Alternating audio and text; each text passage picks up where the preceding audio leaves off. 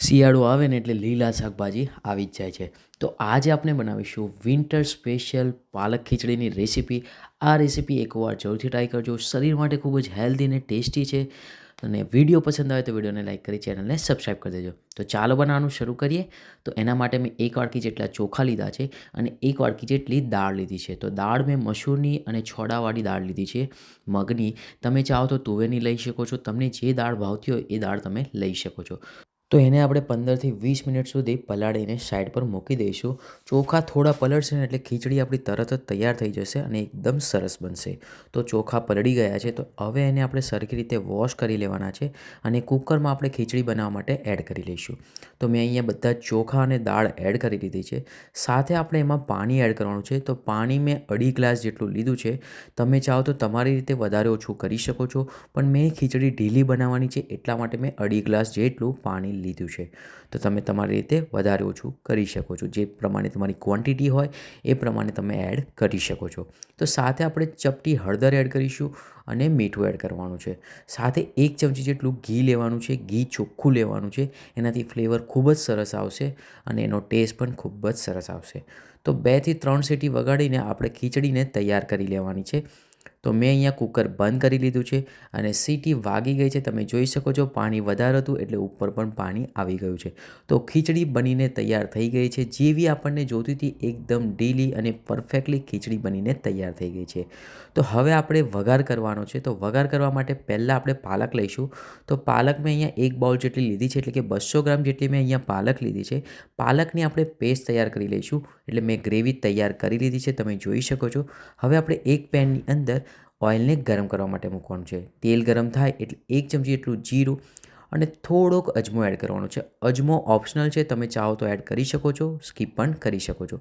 સાથે 2 તમાલપત્ર લસણ એડ કરીશું. લસણને લાલ પડે ને ત્યાં સુધી શેકવા દેવાનું છે અને સાથે લીલા મરચાં એડ કરવાના છે. તો હવે આપણે એને સાંતળી લઈશું જ્યાં સુધી લસણ થોડું લાલાશ પડતું ના થાય ત્યાં સુધી. તમે જોઈ શકો છો કે લસણનો કલર ધીરે ધીરે બદલાઈ રહ્યો છે અને લસણ થોડુંક લાલાશ પડતું થઈ ગયું છે. તો હવે આપણે એની અંદર પાલકની ગ્રેવીને એડ કરી લેવાની છે. તો તમે જોઈ શકો છો પાલકની ગ્રેવી એડ થઈ ગઈ છે અને લુક પણ ખૂબ જ સરસ આવી રહ્યો છે. તો હવે આપણે એને સરખી રીતે મિક્સ કરી લઈશું અને એને આપણે ઉકળવા દેવાનું છે, જેથી પાણી આપણું થોડુંક બળી જાય અને પછી આપણે એમાં ખીચડી એડ કરીશું. તો પાણી અહીંયા થોડું બળી ગયું છે, તમે જોઈ શકો છો કે એક ઉભરો પણ આવી ગયો છે. તો હવે આપણે એની અંદર ખીચડીને એડ કરી લેવાની છે. તમે જોઈ શકો છો ખીચડી મેં બધી એડ કરી લીધી છે અને એને આપણે સરખી રીતે મિક્સ કરી લઈશું, જેથી પાલકનો જે ગ્રેવી છે એ ખીચડીમાં સરખી રીતે એકરસ થઈ જાય અને એનો ફ્લેવર પણ ખૂબ જ સરસ આવે. તો એકદમ આ રીતે સરખી રીતે એને મિક્સ કરી લેવાની છે. તો ખીચડી અહીંયા મિક્સ થઈ ગઈ છે, તમે જોઈ શકો છો. તો હજુ આપણે એને 2 થી 3 મિનિટ સુધી થવા દઈશું અને ખીચડી પરફેક્ટલી તૈયાર થઈ જાય પછી આપણે એમાં સ્વાદ અનુસાર મીઠું એડ કરવાનું છે. તો હવે ખીચડી આપણી સેટ થઈ ગઈ છે, તમે જોઈ શકો છો. તો સ્વાદ અનુસાર મીઠું એડ કરી લઈશું. મીઠું ખીચડી બનાવતી વખતે પણ એડ કર્યું હતું, એટલે એ પ્રમાણે એડ કરવાનું છે. ખારું ના થઈ જાય એનું ધ્યાન રાખવાનું છે. તો ખીચડી સરખી રીતે મિક્સ થઈ ગઈ છે. હવે આપણે એને ઢાંકીને થોડી વાર માટે થવા દેવાનું છે, 3 થી 4 મિનિટ સુધી, જેથી આપણું એક્સ્ટ્રા પાણી છે એ બળી જાય અને ખીચડી આપણી પરફેક્ટલી તૈયાર થઈ જાય. તો ખીચડી એક બાજુ થાય છે, બીજી બાજુ આપણે વઘાર કરી લઈશું. ઉપરથી જે વઘાર કરવાનું છે એના માટે તો 2 થી 3 ચમચી એટલી તેલ એડ કરીશું. 1 ચમચી ફરીથી જીરું એડ કરવાનું છે. જીરુંને તતડવા દેવાનું છે. જીરું તતડે એટલે આપણે એમાં લસણ એડ કરવાનું છે. લસણ મેં થોડું આખું કાપ્યું છે, તમે જોઈ શકો છો. તમે ચાહો તો પેસ્ટ પણ લઈ શકો છો. લસણને લાલ પડે ત્યાં સુધી થવા દેવાનું છે અને એની અંદર કાજુ એડ કરવાના છે. કાજુ ઓપ્શનલ છે, તમે ચાહો તો એડ કરી શકો છો.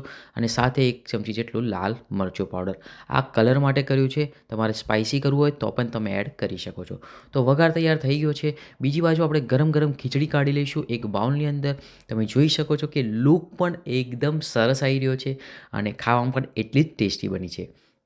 તો મારી આ રેસીપી એકવાર જરૂરથી ટ્રાય કરજો અને જો રેસીપી પસંદ આવે તો વિડીયોને વધુમાં વધુ લાઇક કરજો, શેર કરજો, કોમેન્ટ કરજો અને ચેનલને સબસ્ક્રાઈબ કરવાનું ના ભૂલતા. તો ઉપરથી આપણે વઘારને પાથરી લેવાનો છે એકદમ આ રીતે. તમે જોઈ શકો છો એકદમ ડિલિશિયસ બની છે અને ટેસ્ટ પણ એકદમ સરસ છે. તો ફરી મળીશું આવી જ નવી નવી રેસીપી સાથે. ત્યાં સુધીને ગુડ બાય.